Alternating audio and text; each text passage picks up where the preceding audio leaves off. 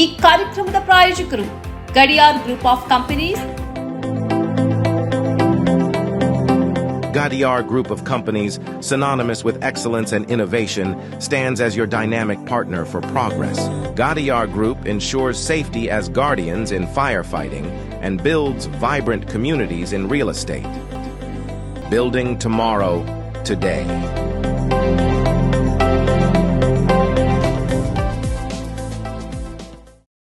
Kudukoli petrol pump Perla ವಿಶ್ವಾಸಾರ್ಹ ಸೇವೆಗೆ ಅಬ್ದುಲ್ಲಾ ಮಧುಮೂಲೆ ಸಾರಥ್ಯದ ಪೆರ್ಲಾ ಕುಡುಕೋಳಿ ಪಂಪ್ಗೆ ಭೇಟಿ ನೀಡಿ. ರಾಜ್ಯ ಹೆದ್ದಾರಿ 64ರಲ್ಲಿ ನಿಮಗಾಗಿ ಕಾಯುತ್ತಿದೆ.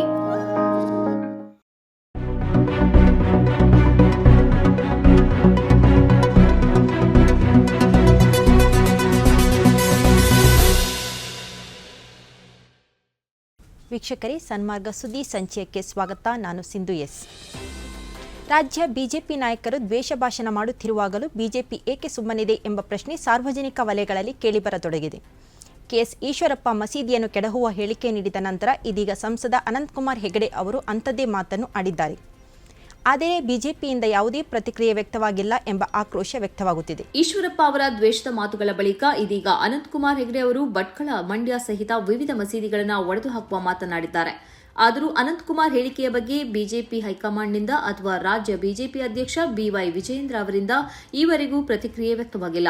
ಲೋಕಸಭಾ ಚುನಾವಣೆ ಹತ್ತಿರ ಬರುವಾಗ ಬಿಜೆಪಿ ಮತ್ತೊಮ್ಮೆ ಹಿಂದೂ ಮುಸ್ಲಿಂ ಆಟ ಆಡುತ್ತಿದೆ, ಭಾವನೆಗಳ ಜೊತೆ ಚೆಲ್ಲಾಟ ಆಡುತ್ತಿದೆ ಎಂದು ನಾಗರಿಕರು ಹೇಳುತ್ತಿದ್ದು, ಅಸೆಂಬ್ಲಿ ಚುನಾವಣೆಯಲ್ಲಿ ಇಂತಹದ್ದೇ ಆಟಕ್ಕೆ ಜನರು ಪ್ರಬಲ ತಿರುಗೇಟು ನೀಡಿದ್ದರೂ ಬಿಜೆಪಿ ಮತ್ತದೇ ಆಟವನ್ನು ಆಡುತ್ತಿದೆ ಎಂಬ ಮಾತು ಕೇಳಿಬರುತ್ತಿದೆ.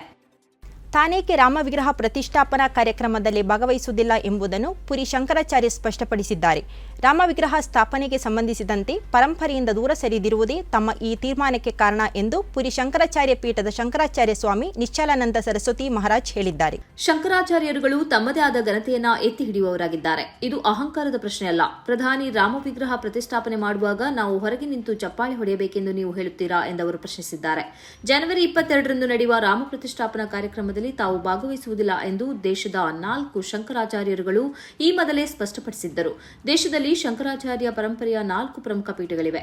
ದ್ವಾರಕ ಪೀಠ, ಕಾಶಿ ಪೀಠ, ಶೃಂಗೇರಿ ಪೀಠ ಮತ್ತು ಪುರಿ ಪೀಠಗಳೇ ಈ 4 ಶಂಕರಾಚಾರ್ಯ ಪೀಠಗಳಾಗಿವೆ. ರಾಮ ಮಂದಿರ ಸಂಪೂರ್ಣವಾಗದೆ ಪ್ರತಿಷ್ಠಾಪನೆ ಮಾಡುವುದು ಆಗಮಶಾಸ್ತ್ರದ ಪ್ರಕಾರ ಸರಿಯಲ್ಲ ಎಂಬುದು ಇವರ ಅಭಿಪ್ರಾಯವಾಗಿದೆ. ಈ ಶಂಕರಾಚಾರ್ಯರುಗಳ ನಿರ್ಧಾರವನ್ನೇ ವಿರೋಧ ಪಕ್ಷಗಳು ಇದೀಗ ಎತ್ತಿ ಹಿಡಿದಿವೆ. 4 ಶಂಕರಾಚಾರ್ಯರುಗಳೇ ಈ ಕಾರ್ಯಕ್ರಮದಲ್ಲಿ ಭಾಗವಹಿಸುವುದಿಲ್ಲ ಎಂದ ಮೇಲೆ ಈ ಕಾರ್ಯಕ್ರಮಕ್ಕೆ ಅಂತಹ ಮಹತ್ವವಿಲ್ಲ ಎಂದು ಕಾಂಗ್ರೆಸ್ ನೇತಾರ ಅಶೋಕ್ ಗೆಹ್ಲೋಟ್ ಹೇಳಿದ್ದಾರೆ. ಬಾಬರಿ ಮಸೀದಿಯು ರಾಮ ಜನ್ಮಭೂಮಿಯಲ್ಲೋ ಮಂದಿರದ ಸ್ಥಳದಲ್ಲೂ ನೆಲೆ ನಿಂತಿಲ್ಲ, ಅದು ಮಸೀದಿಯದ್ದೇ ಸ್ಥಳವಾಗಿದೆ ಎಂದು ಸುಪ್ರೀಂ ಕೋರ್ಟ್ ಸ್ಪಷ್ಟಪಡಿಸಿದೆ ಎಂದು ಜಮಿಯತೆ ಉಲಮಾಯೆ ಹಿಂದ್ ಅಧ್ಯಕ್ಷ ಮೌಲಾನಾ ಹರ್ಷದ್ ಮದನಿ ಹೇಳಿದ್ದಾರೆ. ಅಲ್ಲಿ ಎಷ್ಟೇ ಮಂದಿರಗಳನ್ನು ನಿರ್ಮಿಸಿದರೂ ಅಂತ್ಯ ದಿನದವರೆಗೆ ಅದು ಮಸೀದಿ ಭೂಮಿಯಾಗಿಯೇ ಮುಂದುವರಿಯಲಿದೆ ಎಂದು ಅವರು ಹೇಳಿದ್ದಾರೆ. ರಾಮ ಮಂದಿರದ ಉದ್ಘಾಟನೆ ಅಥವಾ ಅದನ್ನು ರಾಜಕೀಯಗೊಳಿಸುವುದು ಯಾವುದೂ ಕೂಡ ನಮ್ಮ ಸಂಗತಿಯಲ್ಲ. ಅದಕ್ಕೂ ನಮಗೂ ಸಂಬಂಧವಿಲ್ಲ. ಇದು ಮಸೀದಿಯ ಭೂಮಿಯಾಗಿದೆಯೇ ಅಥವಾ ಇಲ್ಲಿ ರಾಮ ಮಂದಿರವಿತ್ತೇ, ಮಂದಿರವನ್ನ ಕೆಡವಿ ಬಾಬರಿ ಮಸೀದಿಯನ್ನ ನಿರ್ಮಿಸಲಾಗಿತ್ತೇ ಎಂಬ ವಿಷಯದಲ್ಲಿ ಕಳೆದ 70 ವರ್ಷಗಳಿಂದ ನಾವು ಕಾನೂನು ಹೋರಾಟ ಮಾಡಿದ್ದೇವೆ. ಯಾವುದಾದರೂ ಮಂದಿರವನ್ನ ಕೆಡವಿ ಮಸೀದಿ ನಿರ್ಮಿಸುವುದನ್ನು ನಾವು ಅಂಗೀಕರಿಸುವುದಿಲ್ಲ ಎಂದು ಕೂಡ ಹರ್ಷದ್ ಮದನಿ ಹೇಳಿದ್ದಾರೆ. ಅದು ಮಸೀದಿಯ ಜಾಗವಾಗಿದೆ, ಅದು ಮಸೀದಿಯಾಗಿದೆ ಮತ್ತು ಮಸೀದಿ ನಿರ್ಮಿಸುವುದಕ್ಕಿಂತ ಮೊದಲು ಆ ಜಾಗ ಖಾಲಿಯಾಗಿತ್ತು ಎಂಬ ಬಗ್ಗೆ ನಮಗೆ ದೃಢ ವಿಶ್ವಾಸವಿದೆ. ಮಸೀದಿ ತನ್ನದೇ ಭೂಮಿಯಲ್ಲಿ ನೆಲೆ ನಿಂತಿದೆ ಎಂಬುದನ್ನು ಕೂಡ ಕೋರ್ಟ್ ಸ್ಪಷ್ಟಪಡಿಸಿದೆ. ಈ ಅಭಿಪ್ರಾಯವನ್ನು 3 ನ್ಯಾಯಾಧೀಶರು ಸ್ಪಷ್ಟಪಡಿಸಿದ್ದಾರೆ. ಯಾವುದಾದರೂ ಮಂದಿರವನ್ನ ಒಡೆದು ಈ ಮಸೀದಿಯನ್ನು ಕಟ್ಟಲಾಗಿಲ್ಲ ಎಂದು ಕೂಡ ನ್ಯಾಯಾಧೀಶರು ಹೇಳಿದ್ದಾರೆ. ಈ ತೀರ್ಪನ್ನೇ ನಾವು ಅಂಗೀಕರಿಸುತ್ತಿದ್ದೇವೆ ಎಂದು ಅವರು ಹೇಳಿದ್ದಾರೆ. ಕಾಂಗ್ರೆಸ್ನ ಭಾರತ್ ಜೋಡೋ ನ್ಯಾಯಯಾತ್ರೆ 2ನೇ ದಿನಕ್ಕೆ ಕಾಲಿಟ್ಟಿದ್ದು, ಮಣಿಪುರದ ಇಂಫಾಲ್ ಪಶ್ಚಿಮದ ಸೆಕ್ಮಾಯ್ನಿಂದ ಇಂದಿನ ಯಾತ್ರೆ ಆರಂಭವಾಗಿದೆ. ಯಾತ್ರೆಯ ವೇಳೆ ತಮ್ಮನ್ನು ಸ್ವಾಗತಿಸಲು ರಸ್ತೆಯ ಇಕ್ಕೆಲಗಳಲ್ಲಿ ನಿಂತಿದ್ದ ಜನರ ಜೊತೆ ರಾಹುಲ್ ಗಾಂಧಿ ಸಂವಾದ ನಡೆಸಿದ್ದು, ಮಣಿಪುರದಲ್ಲಿ ಶಾಂತಿಯನ್ನು ಮರುಸ್ಥಾಪಿಸಲು ನಾನು ಬಯಸುತ್ತೇನೆ ಎಂದು ಹೇಳಿದ್ದಾರೆ. ಬೆಳಗ್ಗೆ 7:30ಕ್ಕೆ ಸೇವಾದಳದ ಧ್ವಜಾರೋಹಣ ಮಾಡುವ ಮೂಲಕ ಭಾರತ್ ಜೋಡೋ ನ್ಯಾಯಯಾತ್ರೆಯ 2ನೇ ದಿನವನ್ನು ಪ್ರಾರಂಭಿಸಲಾಯಿತು. ವಿಶೇಷವಾಗಿ ಸಿದ್ಧಪಡಿಸಲಾಗಿರುವ ಓಲ್ವೋ ಬಸ್ನಲ್ಲಿ ಯಾತ್ರೆ ನಡೆಯುತ್ತಿದ್ದು, ರಾಹುಲ್ ಗಾಂಧಿ ಜನರ ಕಷ್ಟಗಳನ್ನು ಆಲಿಸುತ್ತಾ ಯಾತ್ರೆಯಲ್ಲಿ ಸಾಗಿದ್ದಾರೆ. ಯಾತ್ರೆಯಲ್ಲಿ ಮಹಿಳೆಯರು ಮತ್ತು ಮಕ್ಕಳು ಹೆಚ್ಚಿನ ಸಂಖ್ಯೆಯಲ್ಲಿದ್ದರು. ಯಾತ್ರೆಯು ಸೆಕ್ಮಾಯ್ನಿಂದ ಕಂಗ್ಪೋಕ್ಪಿ ಅಲ್ಲಿಂದ ಸೇನಾಪತಿವರೆಗೆ ಸಾಗಲಿದೆ. ರಾತ್ರಿ ನಾಗಾಲ್ಯಾಂಡ್ನಲ್ಲಿ ವಾಸ್ತವ್ಯರಲಿದ್ದಾರೆ. ಮಾಲ್ಡೀವ್ಸ್ ವಿರೋಧಿ ಅಲೆ ಭಾರತದಲ್ಲಿ ಹೆಚ್ಚಾಗಿದೆ. ಸಾಮಾಜಿಕ ಜಾಲತಾಣಗಳಲ್ಲಿ ಪ್ರವಾಸಿಗರು ಮಾಲ್ಡೀವ್ಸ್ ಬದಲು ನಮ್ಮದೇ ಭಾರತದ ಲಕ್ಷದ್ವೀಪಕ್ಕೆ ತೆರಳಿ ಎಂಬ ಅಭಿಯಾನವನ್ನು ಆರಂಭಿಸಿದ್ದಾರೆ. ಚಲೋ ಲಕ್ಷದ್ವೀಪ್ ಎಂಬ ಹ್ಯಾಶ್ಟ್ಯಾಗ್ನಲ್ಲಿ ಅನೇಕರು ಸಾಮಾಜಿಕ ಜಾಲತಾಣಗಳಲ್ಲಿ ಪೋಸ್ಟ್ಗಳನ್ನು ಹಾಕಿದ್ದಾರೆ. ಪ್ರವಾಸಿಗಳನ್ನು ತಡೆದುಕೊಳ್ಳುವ ಶಕ್ತಿ ಲಕ್ಷದ್ವೀಪಕ್ಕೆ ಇಲ್ಲ ಎಂದು ಅಲ್ಲಿಯ ಸಂಸದ ಹೇಳಿದ್ದಾರೆ. ಈ ಬಗ್ಗೆ ಮಾಧ್ಯಮದವರೊಂದಿಗೆ ಮಾತನಾಡಿದ ಅಧ್ಯಕ್ಷರ ಕಚೇರಿಯ ಸಾರ್ವಜನಿಕ ನೀತಿ ಕಾರ್ಯದರ್ಶಿ ಅಬ್ದುಲ್ಲಾ ನಜೀಂ ಇಬ್ರಾಹಿಂ, ಸದ್ಯ ಮಾಲ್ಡೀವ್ಸ್ನಲ್ಲಿ ಭಾರತೀಯ 88 ಯೋಧರು ಇದ್ದಾರೆ. ಅವರನ್ನು ಆದಷ್ಟು ಬೇಗ ಭಾರತಕ್ಕೆ ಕರೆಸಿಕೊಳ್ಳಬೇಕು ಎಂದು ಅಧ್ಯಕ್ಷರು ಆದೇಶಿಸಿದ್ದಾರೆ. ಈ ವಿಚಾರಕ್ಕೆ ದೇಶದ ಜನರ ಒಮ್ಮತವೂ ಇದೆ ಎಂದು ಅಧ್ಯಕ್ಷರು ತಿಳಿಸಿದ್ದಾರೆ ಎಂದು ವರದಿಯಾಗಿದೆ.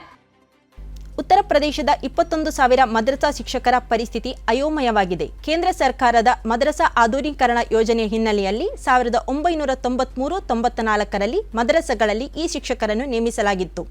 ಇದೀಗ ಉತ್ತರ ಪ್ರದೇಶ ಸರ್ಕಾರವು ಇವರಿಗೆ ನೀಡುವ ಗೌರವಧನವನ್ನು ನಿಲ್ಲಿಸಿದೆ.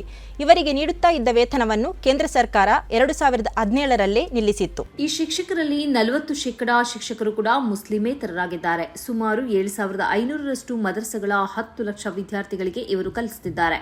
ಮದರಸಗಳಲ್ಲಿ ಆಧುನಿಕ ಶಿಕ್ಷಣ ಎಂಬ ಯೋಜನೆಯಡಿ ಈ ಶಿಕ್ಷಕರ ಆಯ್ಕೆಯಾಗಿದ್ದು, ಗಣಿತ, ವಿಜ್ಞಾನ, ಸಮಾಜ ವಿಜ್ಞಾನ ಮತ್ತು ಹಿಂದಿ ಪಠ್ಯಗಳನ್ನು ಮದರಸದಲ್ಲಿ ಈ ಶಿಕ್ಷಕರು ಕಲಿಸುತ್ತಿದ್ದರು. ಕೇಂದ್ರ ಸರ್ಕಾರವು ಅಲ್ಪಸಂಖ್ಯಾತ ಇಲಾಖೆಗೆ ಈ ಯೋಜನೆಯನ್ನು ಹಸ್ತಾಂತರಿಸಿದ ಬಳಿಕ 2022 ಮಾರ್ಚ್ನಲ್ಲಿ ಯೋಜನೆಯನ್ನು ಸ್ಥಗಿತಗೊಳಿಸಲಾಗಿತ್ತು. 60% ಕೇಂದ್ರ ಸರ್ಕಾರ ಮತ್ತು 40% ಉತ್ತರ ಪ್ರದೇಶ ಸರ್ಕಾರ ಇವರ ವೇತನವನ್ನು ಭರಿಸುವ ಒಪ್ಪಂದಕ್ಕೆ ಸಹಿ ಹಾಕಿಕೊಂಡಿತ್ತು. ಪ್ರತಿ ಮದರಸಗಳಿಗೆ 3 ಶಿಕ್ಷಕರನ್ನು ನೇಮಿಸಲಾಗಿದ್ದು 6,000ದಿಂದ 12,000ರವರೆಗೆ ಮಾಸಿಕ ವೇತನ ನೀಡಲಾಗುತ್ತಿತ್ತು. ಪ್ರಧಾನಿ ನರೇಂದ್ರ ಮೋದಿ ಅವರ ವಿರುದ್ಧ ಮಾಲ್ಡೀವ್ಸ್ ಸಚಿವರ ಅವಹೇಳನಕಾರಿ ಹೇಳಿಕೆಯಿಂದಾಗಿ ಭಾರತ ಮತ್ತು ಮಾಲ್ಡೀವ್ಸ್ ನಡುವಿನ ರಾಜತಾಂತ್ರಿಕ ಕಲಹ ಭುಗಿಲೆದ್ದಿದೆ. ಈ ಬೆಳವಣಿಗೆಯ ಹಿಂದೆಯೇ ಈಗ ಮಾಲ್ಡೀವ್ಸ್ನಿಂದ ಭಾರತೀಯ ಸೇನೆಯನ್ನು ಮಾರ್ಚ್ 15ರ ಒಳಗೆ ವಾಪಸ್ ಕರೆಸಿಕೊಳ್ಳಬೇಕು ಎಂದು ಮಾಲ್ಡೀವ್ಸ್ನ ಅಧ್ಯಕ್ಷ ಮೊಹಮ್ಮದ್ ಮುಯಿಜ್ ಭಾರತ ಸರ್ಕಾರಕ್ಕೆ ಆದೇಶ ಹೊರಡಿಸಿದ್ದಾರೆ.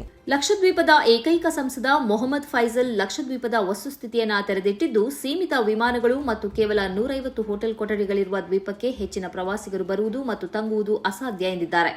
ಲಕ್ಷದ್ವೀಪ ಹವಳದಿಂದ ರಚಿಸಲ್ಪಟ್ಟಿದೆ. ಇದು ಅತ್ಯಂತ ಸೂಕ್ಷ್ಮ ಮತ್ತು ಪರಿಸರದ ವಿಷಯದಲ್ಲಿ ಬಹಳ ದುರ್ಬಲವಾಗಿದೆ.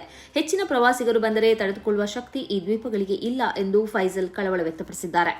ಕರ್ನಾಟಕದಲ್ಲಿ ಡೆಂಗ್ಯೂ ಪ್ರಕರಣಗಳು ಉಲ್ಬಣಗೊಂಡಿದ್ದು 15,000 ಗಡಿಯತ್ತ ಸಾಗುತ್ತಿದೆ ಎಂದು ರಾಜ್ಯ ಆರೋಗ್ಯ ಇಲಾಖೆ ತಿಳಿಸಿದೆ. ಕರ್ನಾಟಕದಲ್ಲಿ 14,955 ಡೆಂಗ್ಯೂ ಪ್ರಕರಣಗಳು ದಾಖಲಾಗಿದ್ದು, ಒಂದು ತಿಂಗಳ ಅವಧಿಯಲ್ಲಿ 1,829 ಪ್ರಕರಣಗಳು ದೃಢಪಟ್ಟಿವೆ. ಈವರೆಗೆ ಕರ್ನಾಟಕದ 31 ಜಿಲ್ಲೆಗಳಿಂದ 7,282 ಪ್ರಕರಣಗಳು ದೃಢಪಟ್ಟಿದೆ. ಕರ್ನಾಟಕದಲ್ಲಿ ಈಗಾಗಲೇ 2 ಲಕ್ಷಕ್ಕೂ ಅಧಿಕ ಡೆಂಗ್ಯೂ ಜ್ವರ ಶಂಕಿತರ ತಪಾಸಣೆ ಮಾಡಲಾಗಿದ್ದು, ಕಳೆದ ವರ್ಷ ರಾಜ್ಯದಲ್ಲಿ 9,620 ಮಂದಿ ಡೆಂಗ್ಯೂ ಜ್ವರದಿಂದ ಬಳಲಿದ್ದರು ಎಂದು ವರದಿಯಾಗಿದೆ. ಇದು ಈ ಹೊತ್ತಿನ ಸುದ್ದಿ ಸಂಚಯ. ನಿರಂತರ ಸುದ್ದಿಗಾಗಿ ವೀಕ್ಷಿಸಿ ಸನ್ಮಾರ್ಗ ನ್ಯೂಸ್. ಸುದ್ದಿಗಳ ಸಂತೆಯಲ್ಲಿ ಸತ್ಯದ ಮೊಂಬತ್ತಿ. ಇಂತಹ ಹಲವು ಸುದ್ದಿ ಮಾಹಿತಿ ವಿಶ್ಲೇಷಣೆಗಾಗಿ ಸನ್ಮಾರ್ಗ ನ್ಯೂಸ್ ಸಬ್ಸ್ಕ್ರೈಬ್ ಮಾಡಿ. ನಿರಂತರ ನೋಟಿಫಿಕೇಶನ್ ಪಡೆಯಲು ಬೆಲ್ ಐಕಾನ್ ಒತ್ತಲು ಮರೆಯದಿರಿ.